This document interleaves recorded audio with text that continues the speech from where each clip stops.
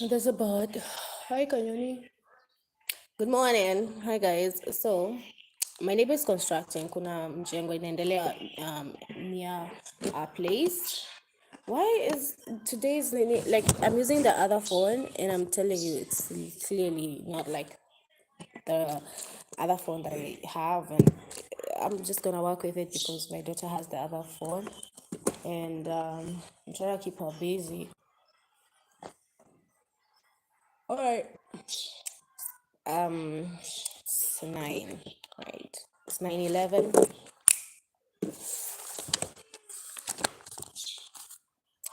How have you guys been doing?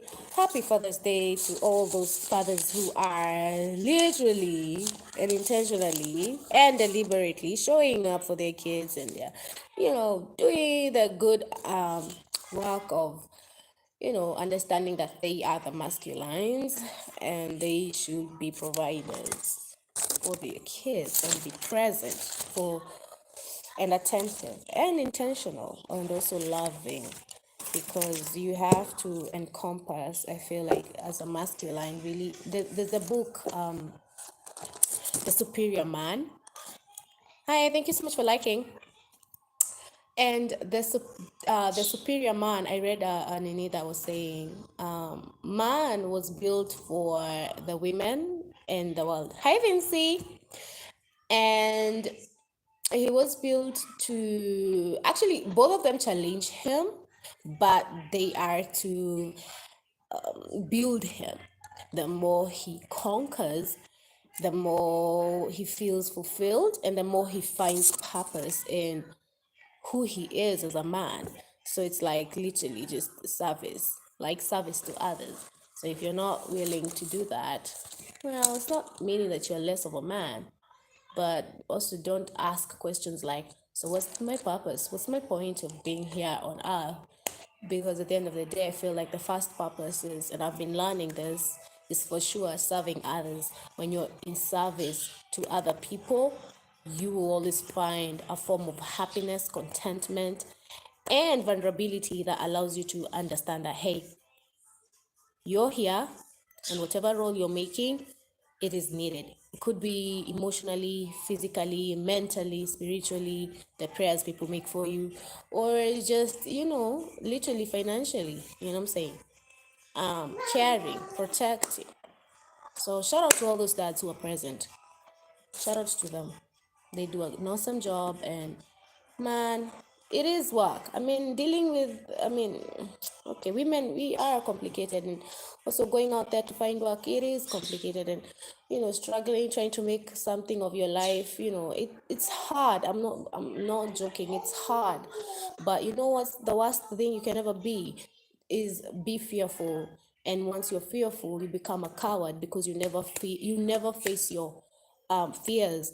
And your fears could be that job you've always thought you could never have, or your fears could be, let's even take it to the simplest things, right? Like your fear could be, you think that you can't, and so every time you think you can't, then of course you're telling your brain. And I listened to Huberman.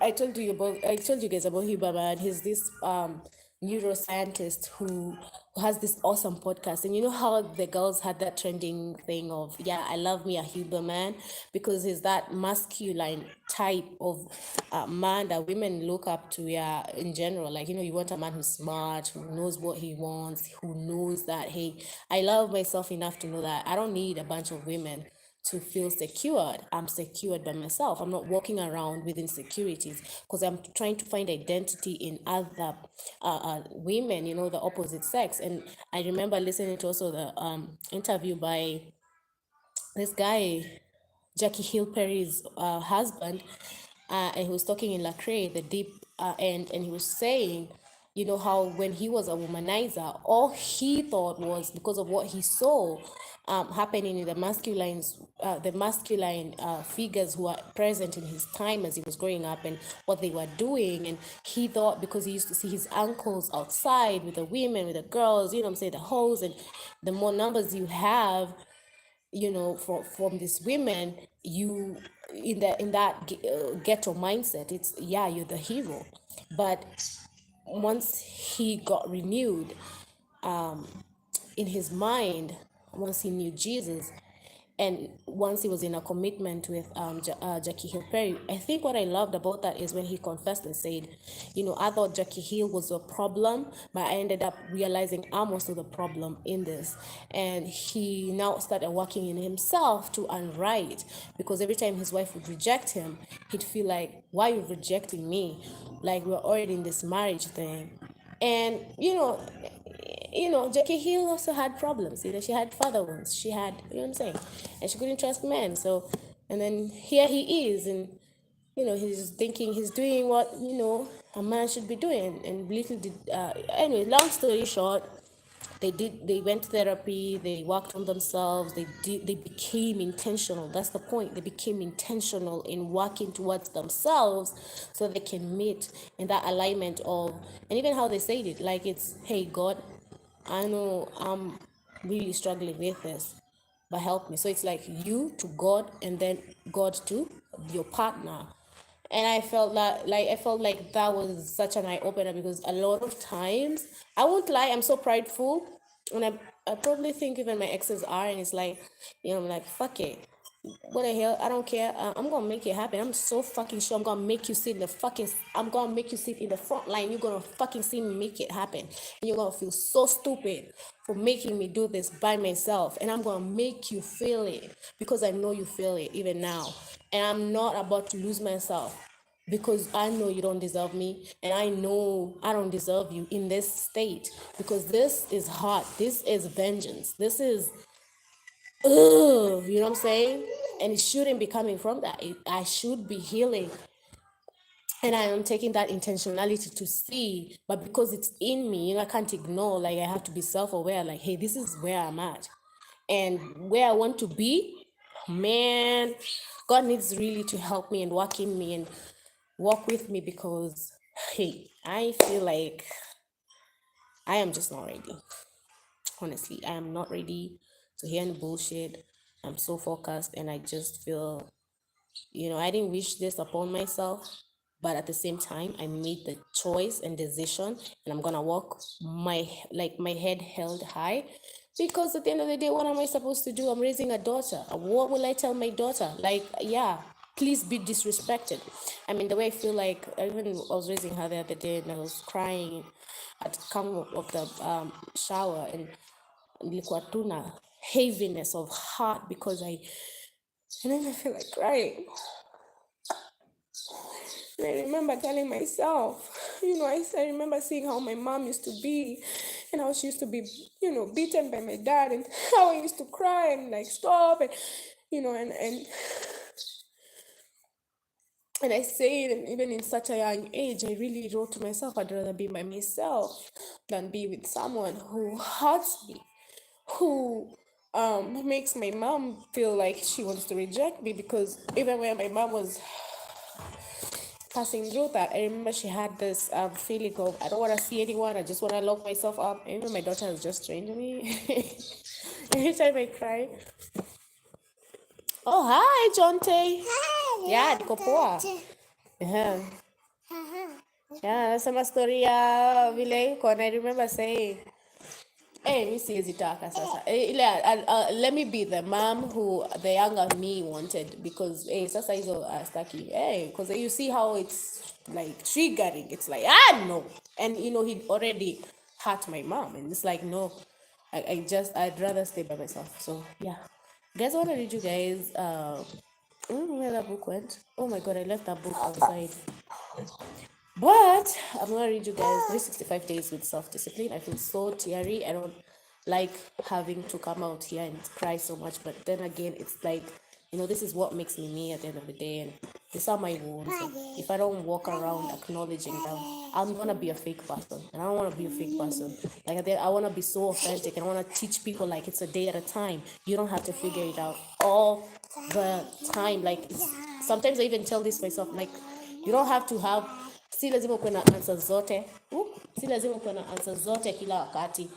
It's okay when things fall apart. It's okay when God diverts you and gives you another a road, because then you heal. Like for me, yeah, I am healing.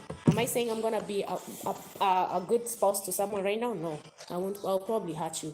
Don't even try. And it's so like in me, I always feel it. Like I'm like, no, I'm not even ready. My mentality is not even ready, and it's so sad that I acknowledged in that, like in this present moment, Sai, I'm too busy figuring out my money, and now it sounds selfish, but it's like if I don't figure out how to make my life better, what happens to my daughter? Like that's what I'm thinking. Like then we are dependent on someone. Then once we are dependent on someone, whatever they say goes. And I don't want to be in that mentality. I don't want to be in that state physically, emotionally, mentally, because then it's your say over anything else. You don't want to hear me when I'm trying to tell you this is not the right path for you to take.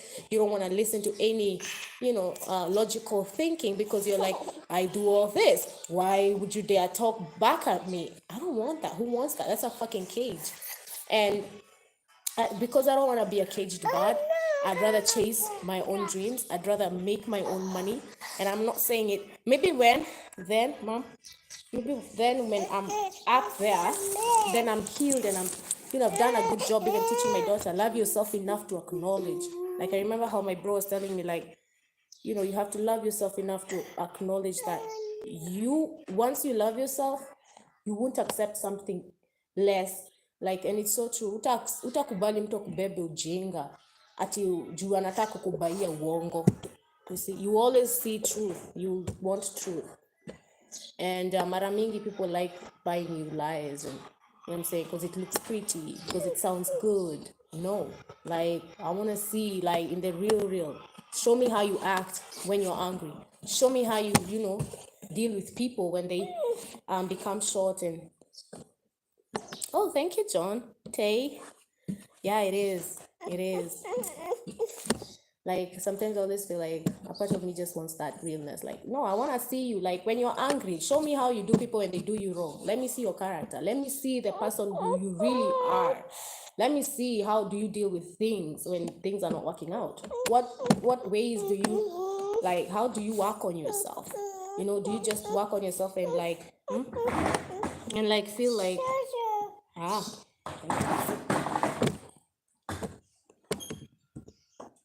you work on yourself and like and you like also have this some of your I feel like I have bitterness in my heart, because it's like, oh no, I wouldn't want anything else less. Like, no, don't.